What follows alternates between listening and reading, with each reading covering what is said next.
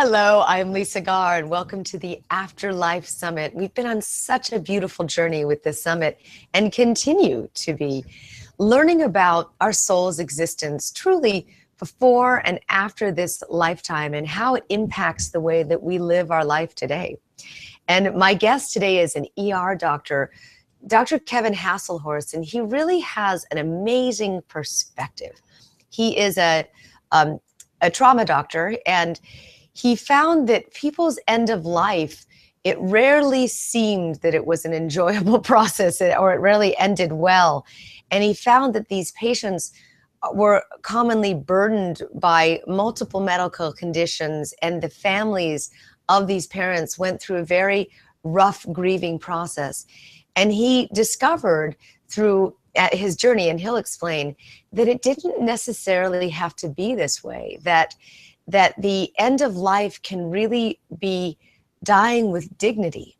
And thus he created this, what he calls now, life through graceful departures. And he says life is a journey deserving of a graceful departure. What an incredible perspective, Kevin. Thank you so much for joining me. Thank you, Lisa. It's a pleasure to be here. Yeah, so tell me a little about your story. And I love your joy. You have an amazing amount of joy. Well, I'm so delighted to talk to people about something very positive regarding the end of life. Yes. And I just think, again, we should be rewarding people at the end of life. We should not be beating them up. And because of the anxiety around the situation, we don't always do what's conscionable or respectable.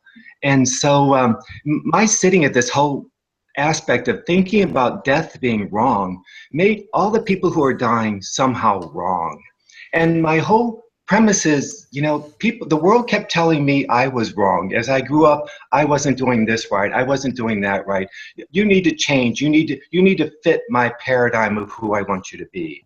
And I realize now that I didn't have to change. The perspective had to change. Mm-hmm. And I think as we grow through life, we have an evolution in our thinking. If we're aware, we're receptive to new information as it comes in, and we begin to process it in a more respectful way. It's like we're supposed to hear it for a reason. Now, can we go out and preach a way of looking at it? Well, a perspective shift around death is the unspeakable. Nobody wants to talk about death. And from your perspective as an ER doctor, you were dealing with trauma around death as well.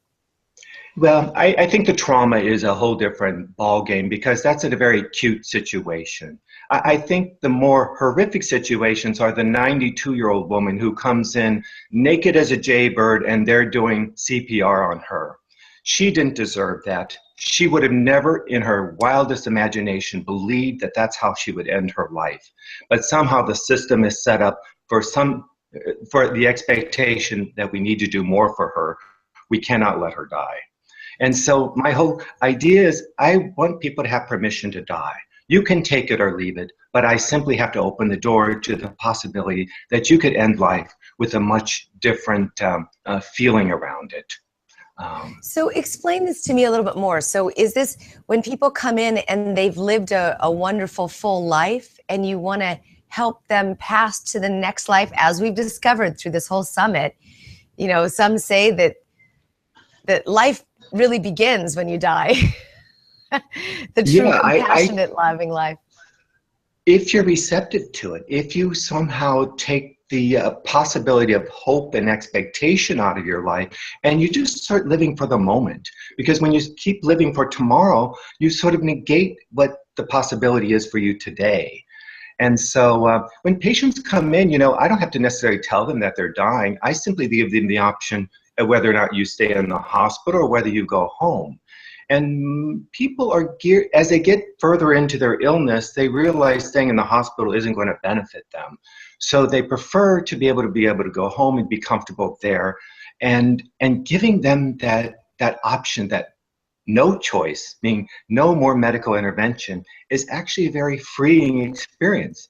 I don't know if you follow Driving Miss Norma, that story about a 90-year-old woman who had ovarian cancer. Instead of going through the protocols of receiving chemotherapy, she simply went on a road trip for the last year of her life and experienced all the grandeur of the country without having to run from one hospital or one specialist to another, trying to combat an illness that she probably was unlikely to going to overcome.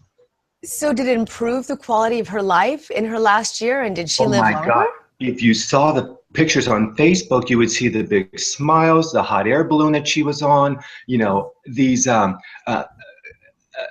Disneyland. She did it all. Mount Rushmore. She experienced life like she had never experienced it before. She had a new lease on life, given the fact that she didn't have long to live, but she prioritized what was important to her. And I got to believe, she had thought about this for a long time. This wasn't a spur of the moment sort of decision. She had been a caregiver for her husband, so she'd been around the medical system a long time. She knew what she was up against. And, I had, you can take the road less traveled, which is the way I really want to go, or you can go with the familiar path that everybody follows. Follow the doctor's orders, do what you're supposed to do, be a good girl, and hope for the best. It's interesting because she would have spent the same amount of money on end-of-life care. Yes. And she went and she spent that money on end-of-life celebration. I know she died with a smile on her face. She did not have any regrets having done what she did. But what about being in pain and so forth? Because some of these long-term chemo drugs say they're long-term. Yeah, and I think that's part of, pain and suffering. There's a big distinction between how much suffering enhances your pain and how much can we do to alleviate suffering and in the process take away patients' pain.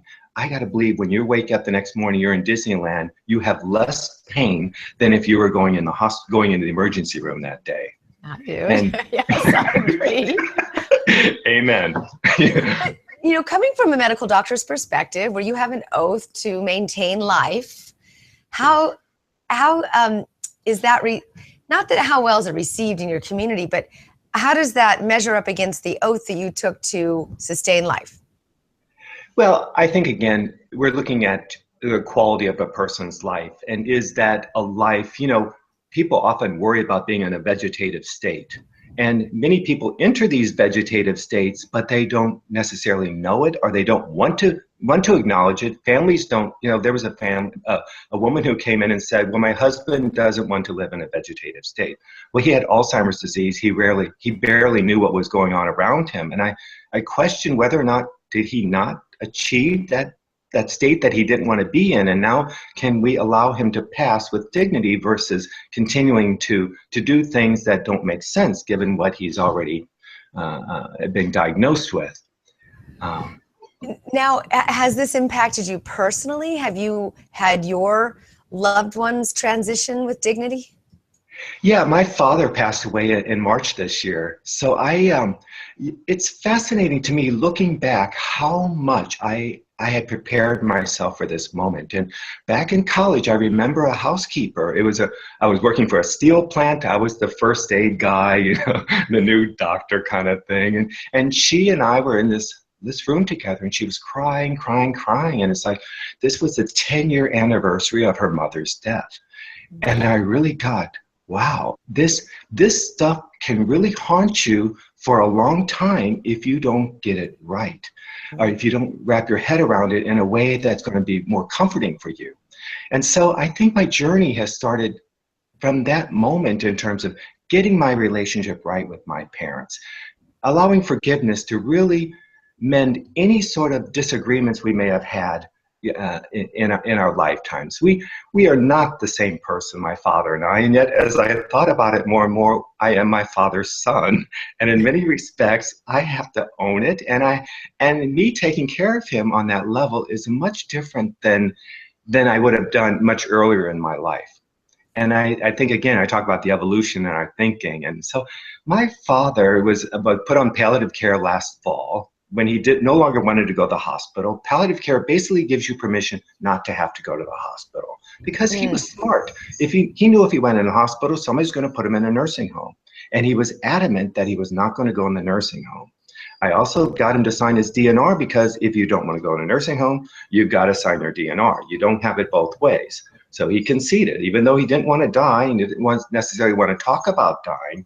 His choices were still, you choose the lesser of the two evils in terms of what you're dealing with.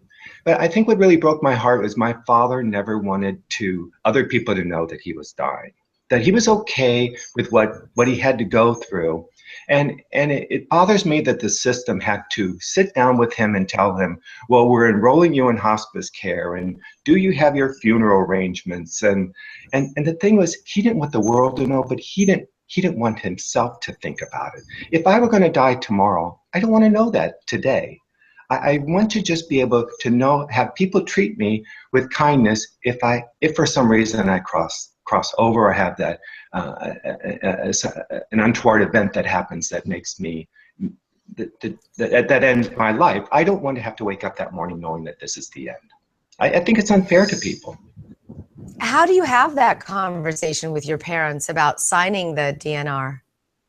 Again, it was basically do it or else. It's like my father didn't want to have a shower. Well, if you don't shower, your caregivers are going to be held negligent for your care. So if you care about the people who care for you, you have to stop being stubborn and allow yourself to have a spa day twice a week and just get used to it. It's nothing, it should be a very positive experience for you, and then you don't have to worry about it anymore. It's just, you don't have any choice in this matter. You have to bathe. It's like talking to a child in many respects. In some ways, yeah, absolutely. So what do you suggest for people when they're going through the process of looking at the end of their life from two perspectives? What do you say to the person who's consciously dying, and what do you say to the loved ones?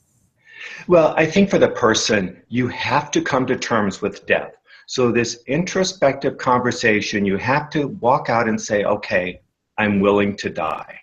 We talked about these death panels back when Obama started with the Affordable Care Act, and people are concerned that, well, I don't want to have to be called in front of a death panel. Well, now I think people want to be called in front of a death panel because I think they want to be able to say what's on their mind and how they would like to experience the end of life. So it's like your first reaction is, I don't want to talk about it. But as you think about it, it's like, no, I do want to talk about it. I want to stand up for what I feel is right, and I want to give people that same power. That's why I wrote the book. Wishes to Die For is really about this introspection that you have with yourself, getting in touch with your emotions and your feelings. We can talk about the logistics of how people are supposed to die and sign your advanced care directive and make sure you do this and make sure you do that. But no one's really engaging people about their feelings and emotions. I think it's often like sex education, We don't want people to talk about sex. And so we started talking about the processes and the mechanisms of it and the protection and unwanted pregnancies and some of those things. But then did we ever talk about the emotions and the feelings behind it? And some of these, we're always made, there's still a lot of shame that's associated with that aspect of our humanity. In the same way with death, it should not be held up to a shameful sort of experience. So you're saying talk beyond what you want for your funeral, or if you even want a funeral, beyond all that. Oh yeah, forget that. Who cares? That I think is a distraction. I think it prevents people from really getting into the trenches and saying, I'm going to stop here. I'm going to withhold this so I don't have to go here. I'm going to stop seeing medical specialists so I can stay at home, because you go to a medical specialist, you're going to have 5 more tests scheduled and then more consultation because they're going to find something else.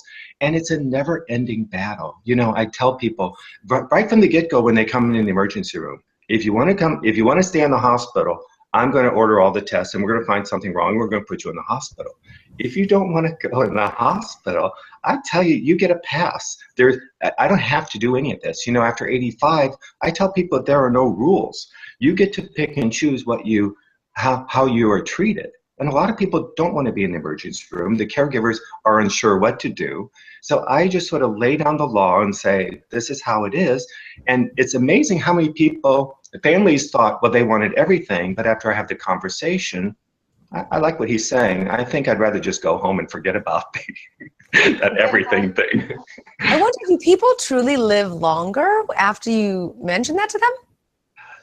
Well, it depends on their stage of their condition. You know, many times they're very much on the cusp of end of life, and they're still holding on to that last breath or that last ditch effort that would sort of, we might do something more. I think most people still, you know, I think it's important that I open the conversation. They may still want to stay in the hospital this go around, but again, it depends on where they're at and where the caregivers are at. The caregivers often are the ultimate decision makers. You know, the family gets a little leadway, or the patient gets a little leadway in what they want, but the caregivers are omnipresent. They are there to make sure everything is done right and that there's no mishaps and that we're not doing anything that I'm going to regret later on.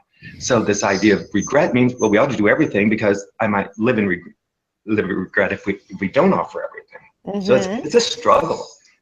Now, do you ever communicate to these patients about the afterlife?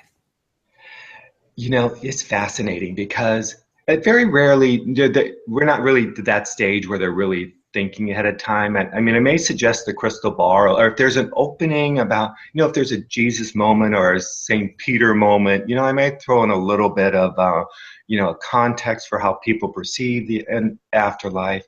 But I did have an interesting experience with a nurse who lost her son, and he accidentally overdosed, and she lives in Arizona where I live, and the son was with her father in Texas. So she gets this horrific, the phone call you never want to receive at work, that her son had died. And, you know, the whole department just like fell apart, you know, because automatically, you know, you think grief is not that contagious. My God, it spread through that ER so quickly, and we were just devastated. And the whole thought is, would she ever come back? Would she be able to return to that scene of the crime, you know, that horrific moment? But 3 weeks later, she did come back.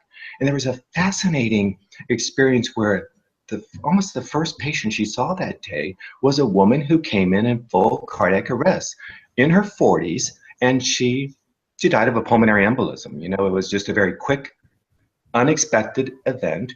And then what was bizarre, when I told the father and the son, and they, of course, are devastated, the father runs out of the department. So it's me and the son who are listening, who are talking about, you know, do you want to see your mom or do you want to wait till your dad comes back? No, he wanted to see his mom.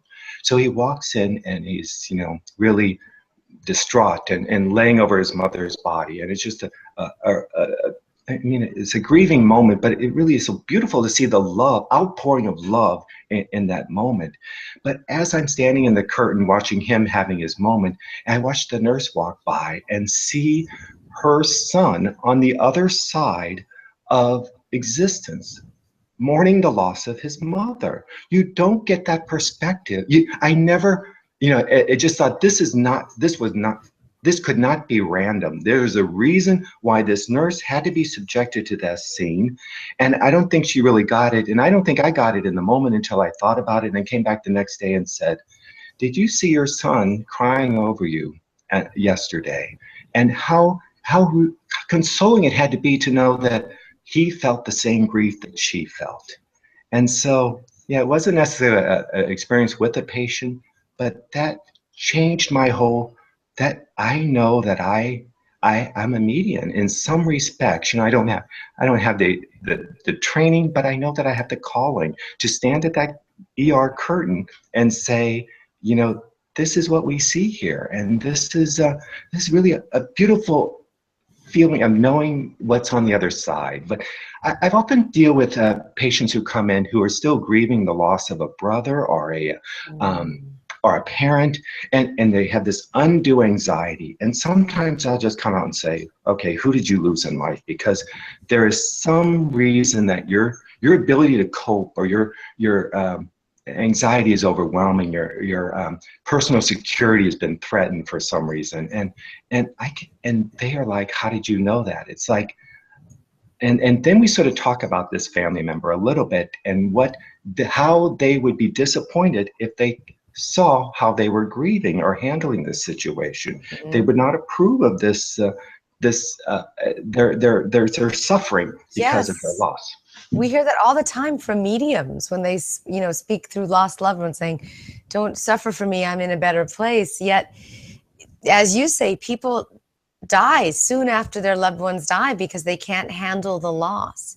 Yeah. So if these people knew that truly there was the existence of an afterlife, and if life, as our other guests maybe say, begins at that moment, or if you experience such severe bliss and love in that moment, does it help the people that you see that are beginning to cross over?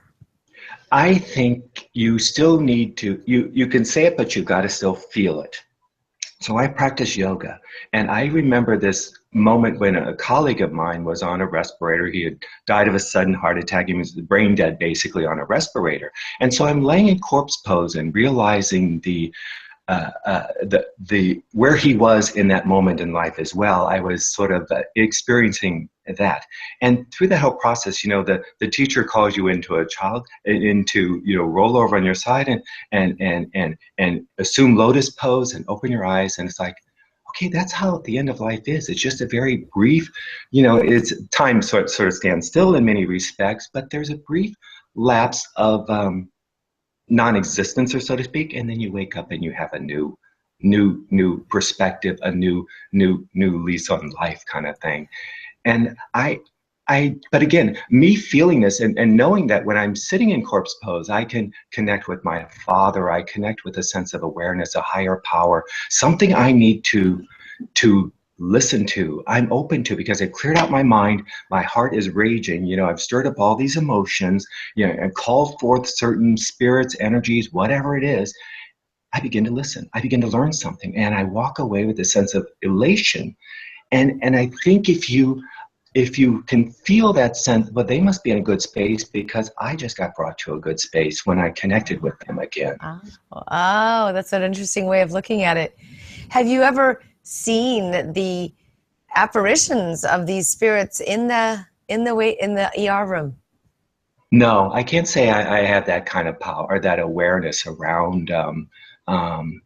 I think we all function on certain levels of what we see and how, and it's like an X-ray. You don't see things until people start pointing them out. Right. So I guess if I worked with a medium who would call my attention to it, or had some other, training around that, I might be able to appreciate more of it. I feel like I have. There's a whole other side of that's the book for me, okay? Yeah, exactly.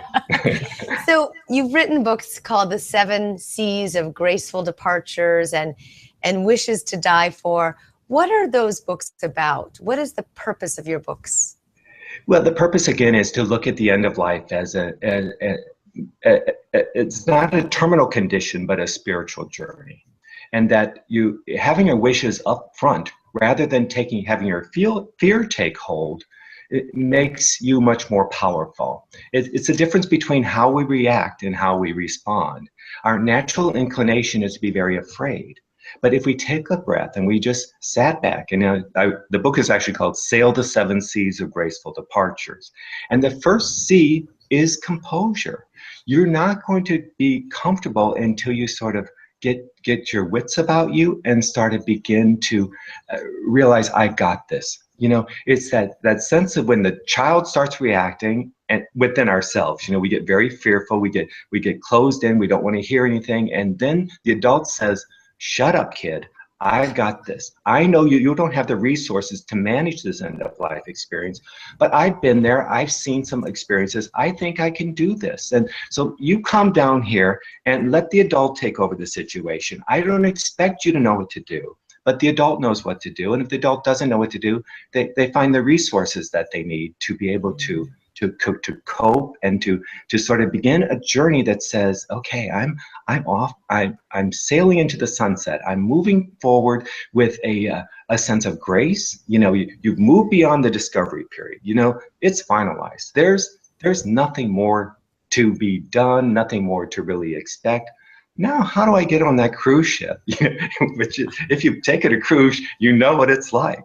You You can't get have off. these incredible sunsets. You have, you never want to get off. You have the staff that caters to you. You have this, and I think that's how I would love people to envision the end of life, as some sort of vacation destination, as something you've worked for all your life, and to have that sense of reward. Yes, that's amazing. Well, I really love the calling that you have said yes to in your life. It's not an easy one, but you're not wavering on it at all. And I've tried, but every time I wake up in the morning, I get prodded, and it's like, do this, do that, right? Oh, there's a good idea. Why don't you write this down? I feel like there's a higher consciousness or something that's pulling me, and I don't know who exactly that is. well, you're listening, and that's I, important. That's very yeah, well, important. it's really my heart. When you sleep, your heart processes things. It sort of puts the pieces together and find. Oftentimes we go to bed with a question, and we wake up the next morning with the answer. And this idea of sleeping on it and makes you much more aware of how you can manage situations by again tuning into your heart, letting that be your directive, not somebody else telling you what to do. Wow, interesting. So, as if we have someone who's approaching the end of life, what can we say to them? Their three wishes you mentioned in your book. Well, the bottom line is we're good. It always ends up with we're good. There is nothing that you want to, the sense of reassurance is so empowering to people to know that they didn't disappoint you on any level. And when my father passed, and I put my forehead on his forehead when he was in the coffin, I got this whoosh of coolness, like a calmness, like we just came to agreement, like all's well. There is no hard feelings. There is nothing. It's one of the things you do it with the sort of, I don't know what's going to happen, but I feel called to do it, and just that whole. Experience gave me so much peace. It was, people talk about grief being a sad experience. I'm just really glad. I just so thankful that I had the awareness to engage with my father on the level that I was able to. I wrote him a beautiful letter, gave him this little lifetime achievement award. I left nothing on the table. And this, in the same respect, before he passed, he called, he requested to talk to me. So we talked over the phone, and he was unsure about, I couldn't come back at the time that he was passing. And it was fate, as fate would have it. You don't have any choice in some of how things play out. But he said, I'm not sure where I'll be next week, but I told my dad, you'll be in my heart. And within that moment, it just broke down. It's like, we're good. It doesn't matter where you are, Dad, because you're not going anywhere that I don't know where you'll be, kind of thing. And that point was I never realized I mattered to my dad until he asked to speak to me. And that I realized I had created closure with my dad, but my dad finally, I think for himself, realized he needed to make closure with me too. And that made a world of difference in this whole transition, because I felt like I was the luckiest kid in the world, that I mattered to my dad. Yes. Yes. So back to the three wishes. It's certainty. You want to know what you're up against. You want somebody to shine a light on the situation, so you have the power of knowledge. You want choice. You want to be able to make wise decisions based on the information that you have. And then you want comfort. You simply want to be able to line up everybody to say, this is how you comfort me, or this is, I want to be able to rest in peace. Can you provide me that space?